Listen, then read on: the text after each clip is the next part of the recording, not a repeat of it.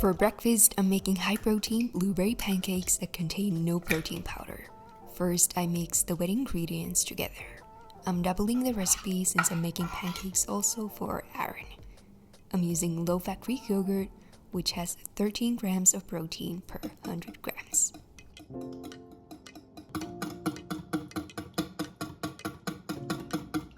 Then I add some gluten-free flour. If you aren't celiac or intolerant or IBS sufferer, you can of course use wheat flour in this recipe. Next, I'm adding baking powder and ground cardamom, which works perfectly with blueberries. Lastly, I fold in the blueberries. I'm using frozen wild blueberries. Then I cook the pancakes on a non-stick skillet for a few minutes on each side.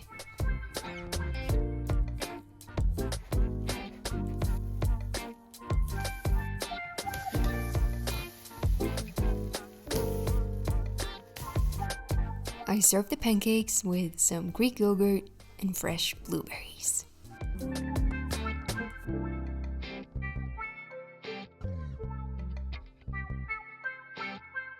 And here are the ready pancakes.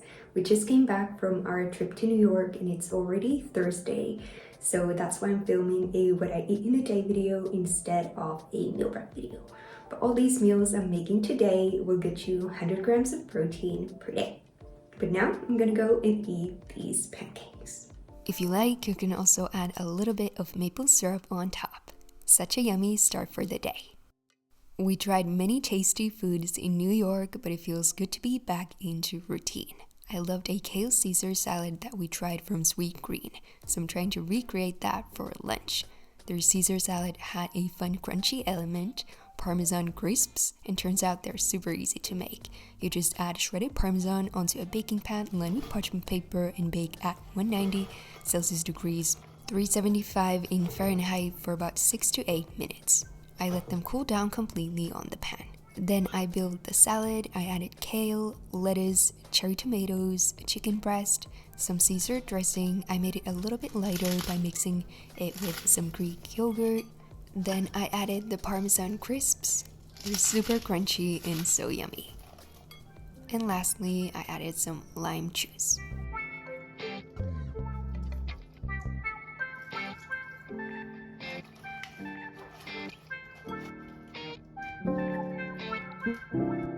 Such an easy and delicious salad. Now I'm gonna make a high-protein strawberry smoothie for a snack. This smoothie contains only 4 ingredients: frozen strawberries, low-fat Greek yogurt. If you also have IBS like me, be sure to use lactose-free yogurt. Then I add milk and unsweetened peanut butter. The peanut butter I use is 100% made of peanuts. Such a pretty color. This smoothie is so refreshing and yummy. Perfect for spring and summer. I want to make healthier and high-protein chocolate cheesecake ice cream for dessert that we're gonna have after dinner. So I'm gonna make it now so it has enough time to set in the freezer. This ice cream recipe is a healthier alternative and contains about 14 grams of protein per serving. The secret ingredient is cottage cheese, which gives this ice cream cheesecake-like flavor and creamy texture.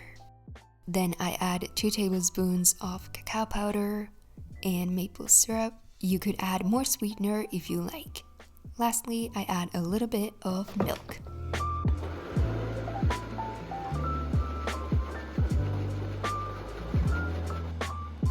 Then I pour the mixture into a glass container, and then I let it set in the freezer for 3 to 4 hours.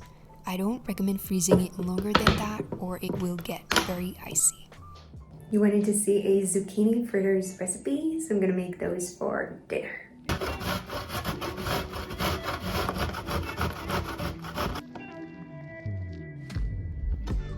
I place the grated zucchini into a bowl and add a pinch of salt. Then I let it sit for 10 minutes. After the 10 minutes has gone by, I squeeze out all the extra liquid.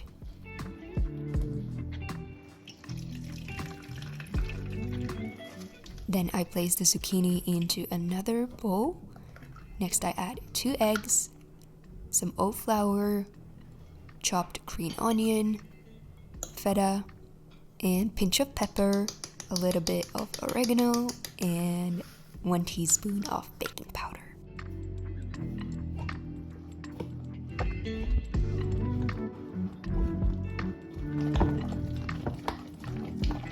I fry them with olive oil until golden brown.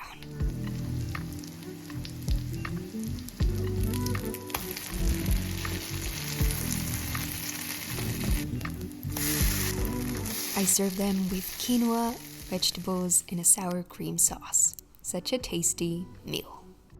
Here's the ready chocolate cheesecake ice cream. It's more like a soft serve, but it's so good. Super creamy and tastes just like cheesecake. I like to serve it with fresh berries. Those were all the meals I had today. The written recipes are in the description box. Hope you tried the recipes. Enjoy!